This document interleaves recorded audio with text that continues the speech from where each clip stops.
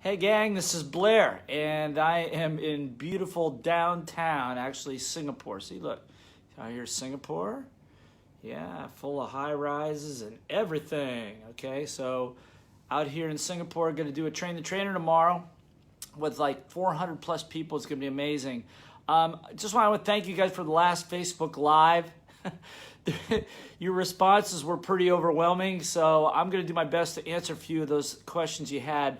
Some people were split between, well, they weren't sure on their path, they weren't sure how to find a right mentor, and some other things. So I sent you a list, or it's coming to you soon, of some of the notes from the last one. But I just wanted to share with you a real pet peeve of mine, which is one of the questions, and that is, how do you find a mentor? How do you approach a mentor? And how do you get them to be your mentor, right? I mean, because one of the shortcuts to getting where you want to go is find other people that are doing it. So I'm going to tell you a couple things to do. I have a quick list right here that I made for you, and if you want that, again, as always, just say list, and I'll send this to you, so you can spend more time on it. But here's the deal: I'm going to tell you a couple things to do and not to do. Okay. One of the things people come up to me all the time and say, how do I get a meeting with Kiyosaki and all that stuff? Because we've been best friends for all these years. I go, you're not going to get an appointment with him. But if you want somebody to be your mentor, first thing to consider is, obviously, why? Why do you want them to be your mentor? Because are you doing it because you want to get a selfie with them, to self-promote yourself, to put it on your website? That ain't going to work. And any good mentor, any good leader or teacher in their right mind will see right through that, and they won't acknowledge your even presence. So don't do that. You're better than that. Be awesome, okay? So that's number one. Second thing is, the other question is, what is their history? So if you're going to pick somebody that you want to mentor and follow, what's their history? Are they transparent? Have they learned by trial and error? Have they really earned the right? Have they earned the right lately? Are they still basing their laurels on things they did 25, 35 years ago? Or are they current with what they're doing? Now, these are tough questions, and you don't have to ask the person this, but you can do your own market research and figure it out. You want somebody that's in the game, not somebody that used to be in the game, okay? And there's a lot of reasons for that, which I'll explain another time. Third thing is to be realistic about your expectations. Third thing, realistic.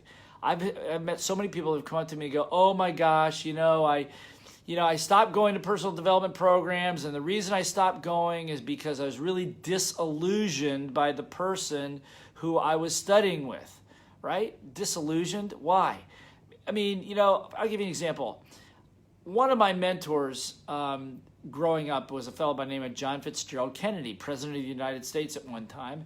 I never knew him personally, never got a selfie with him, none of that stuff.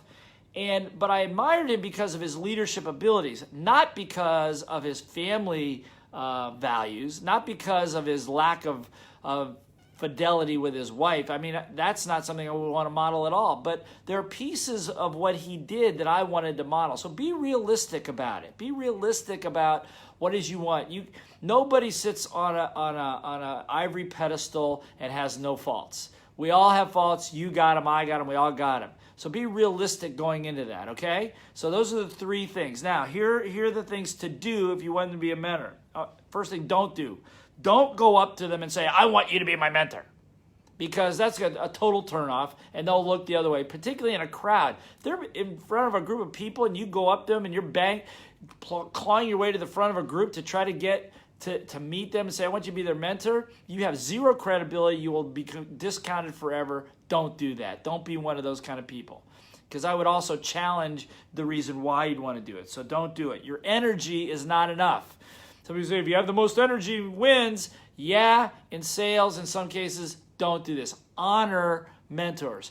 Honor teachers. Matter of fact, if you want to find somebody to be your mentor, here's what you do. What you do is you show up and study them. Do your market research on them. Go to their programs. And if you really want to get active and really want them to mentor you at some level, serve. Find a way to serve. Be on crew. Support them. Volunteer for them. And shut up. Don't talk. Don't be the loudest person. As a matter of fact, be the quietest person. Be the quietest person in their group, in their community, but with the biggest testimonial. That's how you get a mentor. Do what they say. Follow what they tell you to do. Go out and do it. Don't talk about it. Just do it. Get the results, the testimonials. Show the testimonials to other members of the group, and you will rise to the surface quickly, and a person will be willing to mentor you. Now, when that happens, again, see, most people don't want to do that because they don't want to go to the distance to do that. They want the selfie. Don't be one of those. Be a person that truly wants to learn and wants to serve. Now, there's a lot of other things I'm not going to cover with you right now, but here's another thing. One thing I do want to cover with you. You want a good mentor? Make sure you've got a thick skin. Because if somebody of value is going to spend any amount of their time working with you, they're going to cut to the chase. And if you got a thick skin and you get upset easily and your feelings get hurt, don't bother. Go get that handled first before you start showing up for one of us to support you and work with you. And no flowery language like "I love you," "You're awesome," "You're fantastic." People hate that. People hate that because it doesn't feel genuine.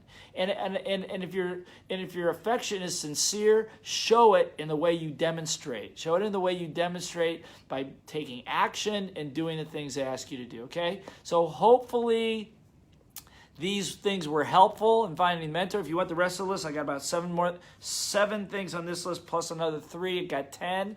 10 I will send out to you. Type in list. Tell me a list that you want to know how to find a mentor and you want to know how to do this. Because in the next one, I'm going to talk to you about how to find your right path. Because that was the other thing that people were interested in. All of you are leaders. If you're on here, you're a leader. You need to find somebody else that can help you get there quickly, but do it the right way. You follow what I'm telling you, you'll have lots of great... And by the way, you can have more than one good mentor and leader. I love you guys. Be awesome. Have a great, great, great day.